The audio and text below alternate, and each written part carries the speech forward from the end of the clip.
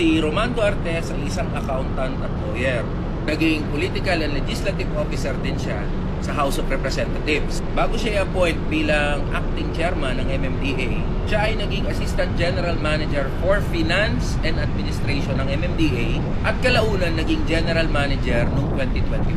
Ayun naman pala, finance ang expertise ni Chairman Artes. Ano ba ang trabaho ng MMDA? Ayon sa batas, ang trabaho ng MMDA ay mag-deliver ng services sa Metro Manila. Kasama sa mga services na ito ay ang mga sumusunod: transport and traffic management, flood control and sewerage systems, urban renewal at land use planning, sanitation, solid waste disposal, at public safety. Yun naman pala ang mandato ng MMDA.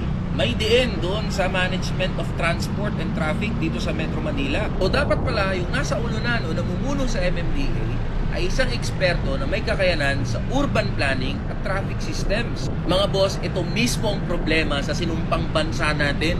Kung sino-sino na lang ang inuupo sa iba't ibang posisyon sa gobyerno, kahit hindi naman akma o swak yung kakayanan ng taong yun doon sa opisina na kanyang pinamumunuan. Ang kalakaran sa atin, basta malakas ka sa kung sino man, ikaw yung makakapasok, ikaw yung may a-appoint eh. Kaya yung may mga karanasan, yung mga expert, yung dapat na maupo sa mga posisyon na yan, ayun, hindi na napapansin.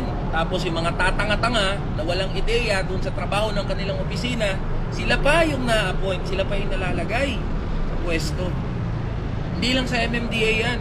Halos lahat ng aspeto ng gobyerno natin, ganyan ang sistema.